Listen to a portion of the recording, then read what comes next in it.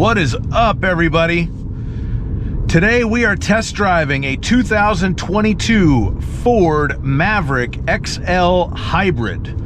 So this is the base model. This is the truck that allegedly has a price of $19,995.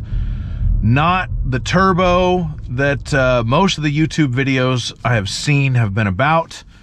This is the hybrid. And to me, this is the one that's interesting just because it's relatively so inexpensive compared to other vehicles in the marketplace, and it's a hybrid. So it's a cheap hybrid pickup truck. Imagine that.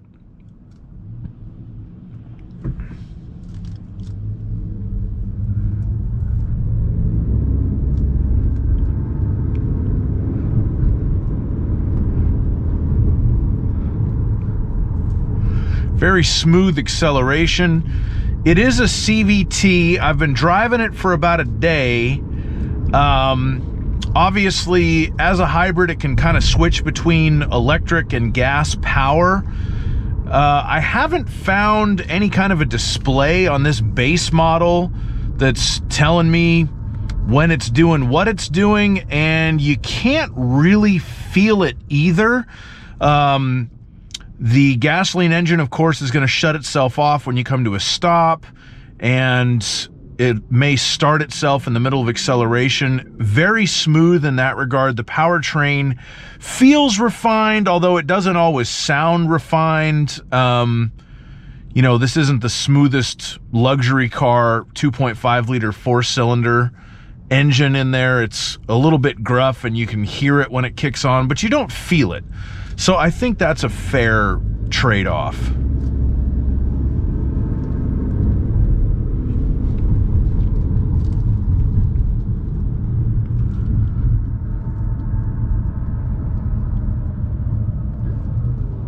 The braking is smooth. It also gives you a little brake coach looking thing when you come to a complete stop. I only got 88% of my energy returned. I don't know why. Sometimes I get 100. Makes me feel good about myself.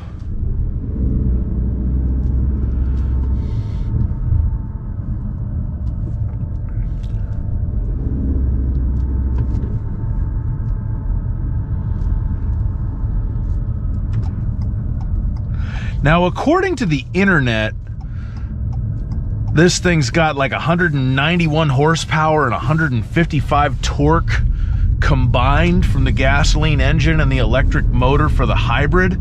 That really, I think, is underrated because it feels quicker than that. I think the torque number the torque number just sounds wrong all the way around. For a 2.5 liter gasoline engine in 2022, that torque number is low, and that's, you know, not even considering the fact that this does have a hybrid system, so there's an electric motor providing additional torque as well. But no issue at all merging onto the freeway.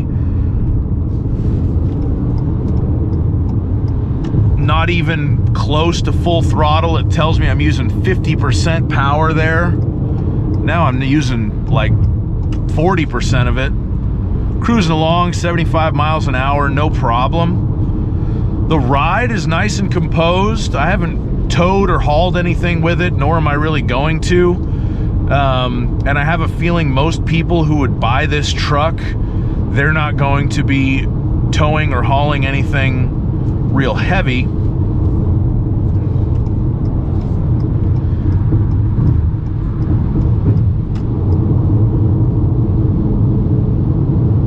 little bit of wind noise at speed. Nothing too atrocious and nothing inappropriate for a vehicle at this price point.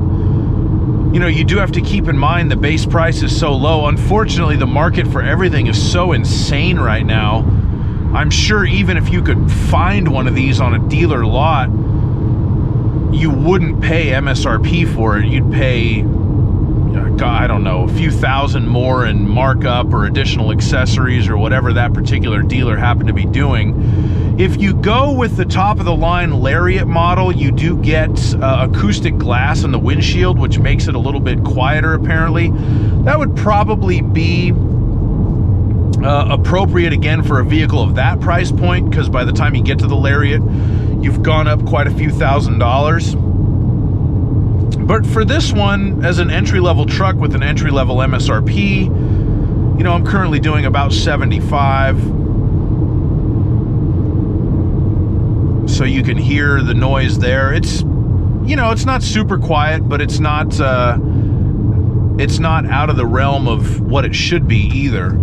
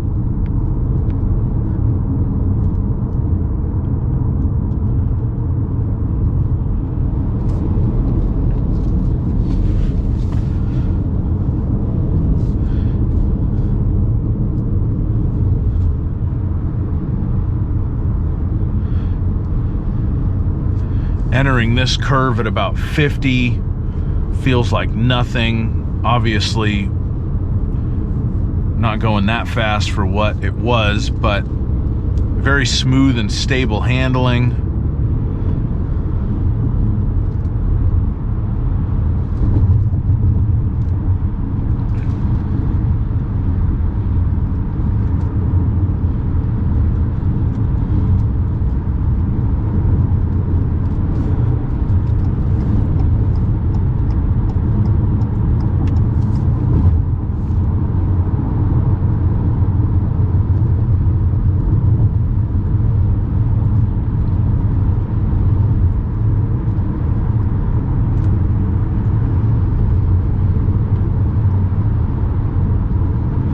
Tow truck is bound and determined to get in front of me and slow me down. He's doing a fabulous job of it.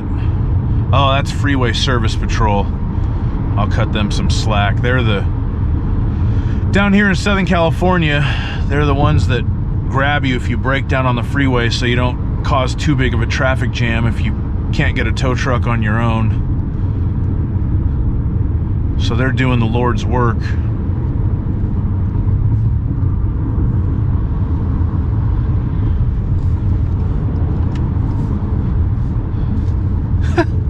I swear, I think... Oh, there we go.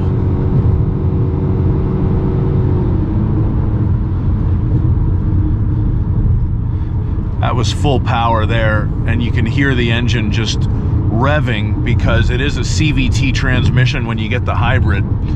So most of the time you don't really notice that it's a CVT. It just kind of does its deal. But when you do go full power, they call that motorboating. You get that motorboating feel because the engine holds 1 RPM and the road speed changes, which is very similar to what happens during rapid acceleration in a motorboat, because motorboats don't have gears. But again, you don't really notice it unless you go full throttle, and the CVT is very smooth in this vehicle. A lot of people complain about CVTs, I think unnecessarily. If you don't like a CVT, I certainly understand your point of view. Just don't buy one. But lots of people drive them. Lots of people probably drive them without even knowing what it is that they drive, and it doesn't bother them at all. So give it a rest, anti-CVT people. Again, coming through that curve, the steering is nice and direct. This is a unibody vehicle, so it's built like a car, not a separate frame. So the handling is responsive, the steering is direct. It's enjoyable to drive as far as pickup trucks go. Body roll is kept in check pretty well. And like I said, I'm not towing, I'm not hauling. That might change the equation a little bit, but Ford certainly knows a thing or two about building trucks. So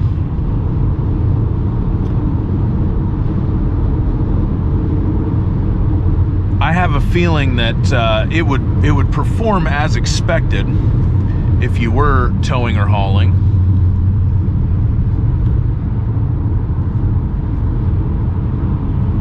Jesus.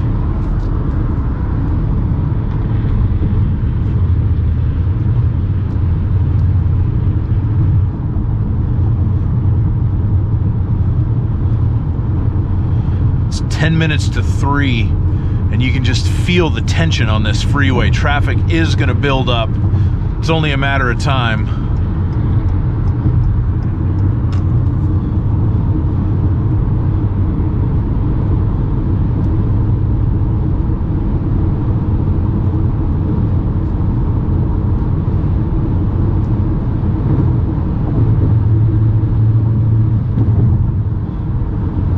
So I'll probably get off of it. There it is. Look it.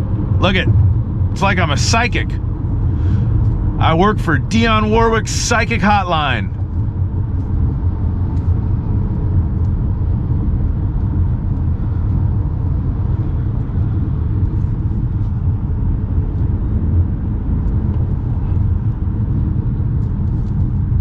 This is normally where I would activate my adaptive cruise control, but I don't have it, because this is the Maverick XL. I don't even have regular cruise control in this truck. If you move up to the XLT or the Lariat, you get regular cruise control. And I think you have to get the Lariat with the Lariat Luxury package to get adaptive cruise control. So you definitely do pay the price as far as features are concerned if you want more of them. But the XL is still pretty well equipped. You get power door locks, you get power windows, you do not get power mirrors, weirdly enough. You got backup camera, you have the forward emergency braking, but if you want like blind spot monitoring or lane departure warning, lane keep assist, those are available as additional options. Apple CarPlay, Android Auto are standard. But hey, for $19,995 in 2022, you're getting a base model, and it is a base model, but it's a nice vehicle. Like it makes me sad that these aren't more available just because of how the economy works right now. I mean, we've got this whole ridiculous chip shortage that's still going on, so the automakers, to maintain their profit levels, have been using the microchips that they have at their disposal to build the higher spec models, because the prices on those are higher and therefore the profit margin is higher. So they're still making their money selling less cars, they just sell more fully loaded ones. And just in general, you know, cheap cars seem to be going the way of the dodo bird. They keep getting canceled, and so weirdly, the Maverick, and the base Maverick specifically, was a vehicle that I was really excited about. When I went to the LA Auto Show in November of last year, of all the cars I saw on the show floor, Ford had a couple of like customized Mavericks on display, and somehow those were the ones that I liked the most. And having now had the opportunity to drive it, definitely not disappointed. I like the Maverick. It drives well. I like the hybrid. I kind of wish the hybrid was available with the all-wheel drive. One small disappointment for me is that if you do want the all-wheel drive, you have to go with the 2-liter turbo engine, which is a fine engine, but I don't know, I'd rather have the hybrid. But as far as trucks go, if I'm gonna get one, I want all-wheel drive. But this isn't my vehicle. I rented it off a Turo just to try it out because I've been very interested in trying one out. and I'm glad I got the opportunity, and I'm glad I got to drive it. I fully endorse the Ford Maverick Hybrid. If you are in the market for one, what I could tell you is go for it, but good luck finding one, because at least right now it's not so easy. Hopefully in the not too distant future, we will get all of the microchip supply chain BS situation sorted out, and everybody can have whatever car they want at an affordable, reasonable price. Because right now, that ain't what's going on. But anyway, I do appreciate you watching my video. I did do a full kind of review of the features and everything on this truck, so if you want to check that out, there'll be a link in the comments or the description or something below. Please subscribe to my channel, like my videos, tell your friends how much you love me, and have a great day. Bye-bye.